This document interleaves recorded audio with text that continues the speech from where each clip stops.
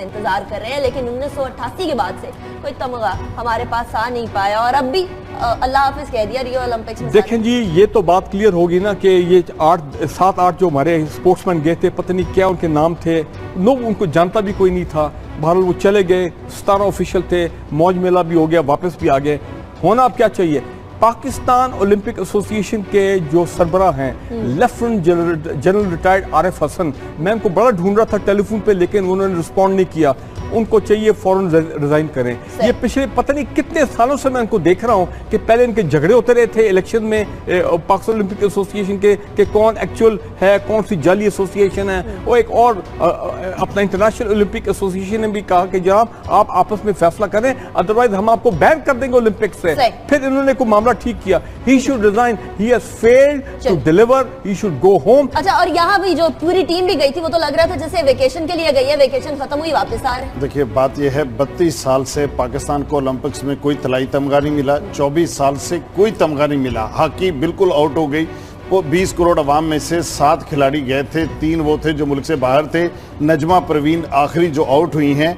72 खिलाड़ियों ने दौड़ लगाई 200 मीटर की, ये 70वें नंबर पे आई। ये कम से कम टिकट ही बचा लेते जो हमारे टैक्स के पैसों से गया है। 10 आदमी इनको संभालने के लिए 7 लोगों को साथ गए थे। बात ये है, ये वो पाकिस्तानी दस्ता था जो इस बात पे झगड़ रहा था कि परचम कौन थापेगा। ये वो लोग हैं जो यहाँ से जब गए थे तो ये जो यानी जिसने स्पोर्ट्स किसने ठीक करनी है, सिंध का स्पोर्ट्स मिनिस्टर कहता है कि पंजाब के वजीर जो हैं मेरे साथ पुशअप का मुकाबला कर लें।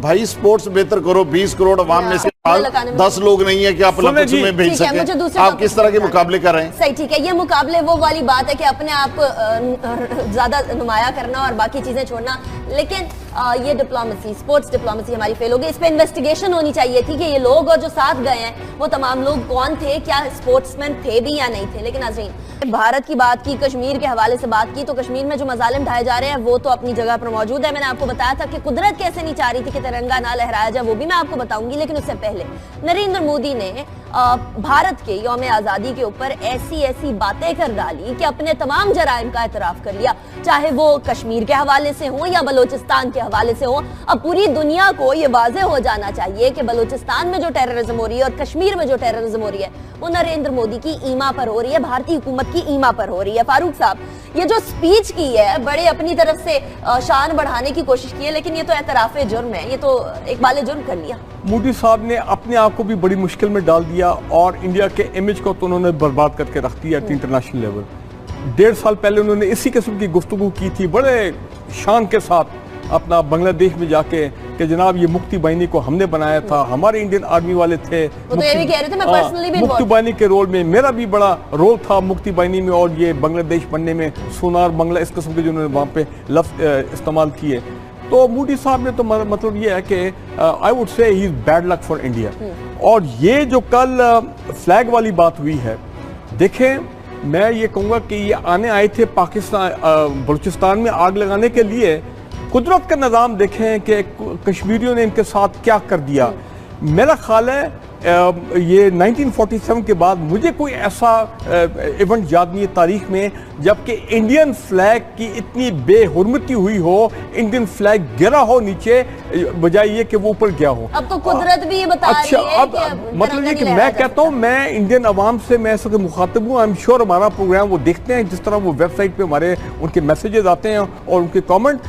ये this is bad luck for the people of India, ये जो आपके मोदी साहब ने आके किया है। और मजे की बात है इंडियन फ्लैग गिर रहा है वहां पे और आप देखें उसी दिन, या बल्कि अब आपको तो रोज हो गया पाकिस्तानी फ्लैग जो है वो आप पहले कभी एक नजर आता था, अब तो नॉर्मल हो गया है। एवरीवेयर पाकिस्तानी फ्लैग जो है वो लहराया जा रहा है। सो दूसरी बात, जो मामलात इधर तक पहुंच के हैं कि रेफरेंडम पे रिलीज हो रही हैं, मेरी नजर में जो प्लेबिसाइट है वो प्लेबिसाइट तो ऑन ग्राउंड हो रहा है इस वक्त। यूनाइटेड नेशन कराए या ना कराए, हम प्लेबिसाइट इस वक्त देख रहे हैं अपना इंडियन ऑक्युपाइड कश्मीर में। दिखा भी देते हैं ना वो तिरंगा कैसे लहराने की कोशिश की गई, नाकाम कोशिश की गई, लेकिन महबूबा मुफ्ती साहिबा को कुदरत ने तिरंगा लहराने नहीं दिया कश्मीर की सरजमीन के ऊपर। कश्मीर जो हमारा अटूट अंग है, जिसको हम अपना अटूट अंग कहते हैं, ये देख लीजिए आपको मनाजर भी दिखाए जा रहे हैं कि कोशिश हुई कि भारत का परचम लहराया जाए, लेकिन अल्लाह ताला भी ये नहीं चाहता कि भारत का परचम लहराया जाए, वहां दूसरी तरफ पाकिस्तान के परचम हर जगह लहराए जाते रहे, लेकिन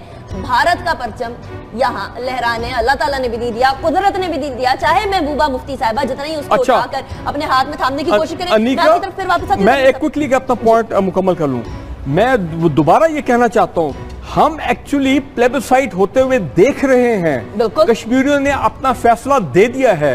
अब सिर्फ ये अल्लाह ताला जानता है कि इस फैसले की इंप्लीमेंटेशन जो है वो किस रंग में कब आएगी। और दूसरी बात, मैं आज खराज तहसीन पेश करता हूँ हमारे जो हाई कमिश्नर हैं अपना न्यू दिल्ली में बासित साहब, मैं उनकी जुर्रत को मैं मतलब सलाम करता हूँ। उन्होंने कहा अपनी 14 अगस्त की तकरीर में उन्होंने कहा कि हम अपना इंडिपेंडेंस डे कश्मीरियों की इंडिपेंडेंस के लिए हम उसको डेडिकेट करते हैं। कमाल कर दिया बासित साहब, ये कमाल कर दिया। लेकिन महबूबा मुफ्ती साहिबा ने वैसे रंग तो हरा ही पहना हुआ था, चाहे उनके हाथ में भारत का झंडा हो। तनवीर साहब, प्लेबिसाइट हो रहा है सामने, उसे छुपाया तो नहीं जा सकता ना। बात ये है, परचम से भी ज्यादा अहम बात मेरे नजदीक ये है कि कल मोदी साहब ने अपनी सियासी ज़िंदगी की तवील तरीन तकरीर की है दिल्ली के अंदर यौम आज़ादी की तकरीर में। उन्होंने कहा कि हम किसी दहशतगर्द की सताइश भी जो है वो बर्दाश्त नहीं करेंगे। उन्होंने नाम नहीं लिया बुरहान वानी का।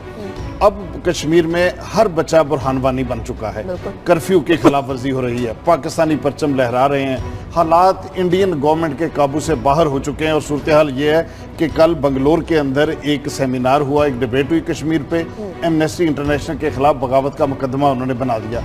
ये जिस तरह के एक्शन इंडियन गवर्नमेंट कर रही है, इन हालात के अंदर पाकिस्तान के सेक्रेटरी खारजा की तरफ से ये खत जाना इंडिया में कि आइए बैठ के हमारी ये आलमी जिम्मेदारी है कि हम कश्मीर के ऊपर मुज़ाकरात करें। और सबसे ज्यादा मुनाफिकाना जो रोल है वो अमेरिका का है। अमेरिका ने आज सुबह ये बयान दिया है और उन्होंने कहा है कि जब उनसे पूछा गया कि ये जो बलूचिस्तान पे स्टेटमेंट्स आ रही हैं मोदी साहब की, आपका पॉइंट ऑफ व्यू क्या है? उन्होंने कहा जनाब हम तो इस पर बात नहीं करना चाहते, हम चाहते हैं कि दोनों आपस में बैठ के तय करें। इंडिया की ख्वाहिश यह है कि वो बलूचिस्तान में हालात ख़राब करे, फिर पाकिस्तान से नेगोशिएट करे। हम बलूचिस्तान का मसला नहीं उठाएंगे, आप कश्मीर के मसले के ऊपर बात ना करें। बात ये इस तरह ये मामला अब ये पाकिस्तान और इंडिया की हुकूमतों के इख्तियार से बाहर चला गया। अब जो नई नस्ल कश्मीरियों की आई है, जिस तरीके से वो रिएक्ट कर रही है, मुझे नहीं लगता कि ये मामला संभल सकेंगे। देखिए, ये बात अपनी जगह पे अहमियत की हामिल है। कल दुनिया में, ब्रसल्स में, यूरोप में कितने मुल्कों के अंदर कश्मीरियों ने अपने हकूक के लिए आवाज उठाई है और पूरा मीडिया जो है उसको कवर करता रहा है। आप अमेरिका से क्या एक्सपेक्ट करते हैं? अमेरिका तो ऐसी, उनके तो आपको पता है डबल स्टैंडर्ड्स हैं। वो तो हमेशा ऐसी स्टेटमेंट देंगे कि हाँ जी आप लोग आपस में बातचीत करें, मसले को खुद हल करें, क्योंकि वो चाहते हैं कि इंडिया और पाकिस्तान के दरमियान ये तनाज़ा रहे। वो चाहते हैं कि इंडिया जो है उसका कंट्रोल इंडियन ऑक्युपाइड कश्मीर पे रहे।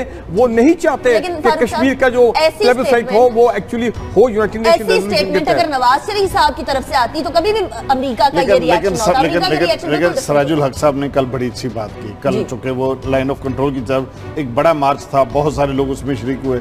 उन्होंने कहा कि सारी सियासी जमातों को अपनी अपनी सियासी वाबस्तियों से ऊपर उठ के कश्मीरियों की हमायत करनी चाहिए, सफारती सतह पे करनी चाहिए, इखलाकी सतह पे करनी चाहिए, जो पॉसिबल हो सकता है। कुछ तंजीमें ऐसी हैं जो इलाज के लिए अपने तावन पेश करना चाहती हैं। तो मेरा ये ख्याल है कि पाकिस्तान की पार्लियामेंट को, पाकिस्तान के सियासतदानों को, काबीना को जरूर कश्मीरियों की हमायत के ऊपर आना चाहिए। की बात की तो हम देखते हैं जमात इस्लामी एक है जो रैलियां कर रही होती है कश्मीर के लिए, उनकी खवातीन रैलियां कर रही होती हैं, सारे शहरों में कर रही होती है।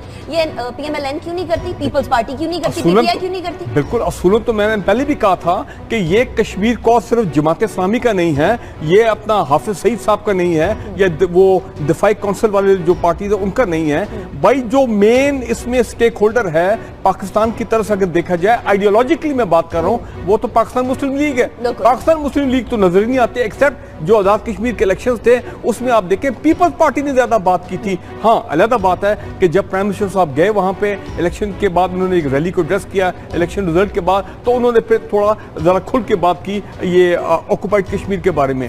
लेकिन PMLN आपकी बात सही है। मुझे आप बता दें कोई एक रैली आजाद कश्मीर को अलग करके पाकिस्तान इन एरियाज में, कोई लाहौर में, कोई कराची में, कोई रावलपिंडी में, ये हमने सुना हो कि PMLN के लोगों ने जनाब कश्मीरी अवाम के लिए यकजहती के इजहार के लिए कोई रैली निकाली है, मुझे तो याद नहीं है, मुझे तो याद नहीं। इस्लामी का सुना। तनवीर साहब, ये तमाम चीजें सामने हैं, अब क्या हम लोगों की जिम्मेदारी नहीं बनती है? एतराफ जुर्म हो गया नरेंद्र मोदी की तरफ से, अब हमारी जिम्मेदारी नहीं बनती कि उखाड़ उखाड़ कर इनको फेंके बाहर रॉ के एजेंट्स जितने भी पाकिस्तान के अंदर, बलोचिस्तान में बिल्कुल। देखिए, अगर मोदी ये बात ना भी कहता तो फिर भी हमें जो अगर रॉ का एजेंट कोई कानून तोड़ रहा है, वो पाकिस्तान में जासूसी कर रहा है और पाकिस्तान में इलीगल इक़दाम में मुलव्वस है, तो हमें मोदी के बयान का इंतजार नहीं करना चाहिए, हमें पहले से ही करना चाहिए। ना सिर्फ उसको रोकना चाहिए बल्कि इसको आलमी सतह पर उजागर करना चाहिए, ये एविडेंसेस पेश करने चाहिए। देखिए, वो कहते हैं कि जब तक मुंबई हमला केस की तहकीकात नहीं होंगी, जब तक पठानकोट की तहकीकात नहीं होंगी, हम बातचीत नहीं करेंगे।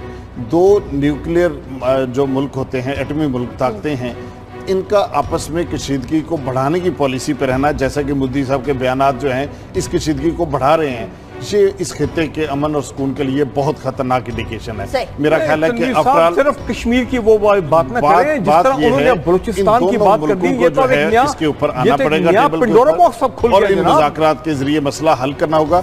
कश्मीरियों को उनका हक दिए बगैर और कोई इस पे सेटलमेंट। सोशल मीडिया पे कल एक बड़ा जबरदस्त कॉमेंट आया, उन्होंने कहा कि ये एंटी पाकिस्तान माइंडसेट वाले लोगों की जो आप बात कर रहे हैं कि इनको एक तो रॉ के एजेंट्स हैं, सिर्फ नहीं कि एक्चुअली जो रॉ के बंदे आए हैं वो तो उनको तो पकड़ना ही पकड़ना है, यादेव टाइप लोग, ये सारे लेकिन जो यहाँ पे उनकी पेरोल पे हैं और जो उनको फैसिलिटेट कर, उनको भी पकड़ना चाहिए।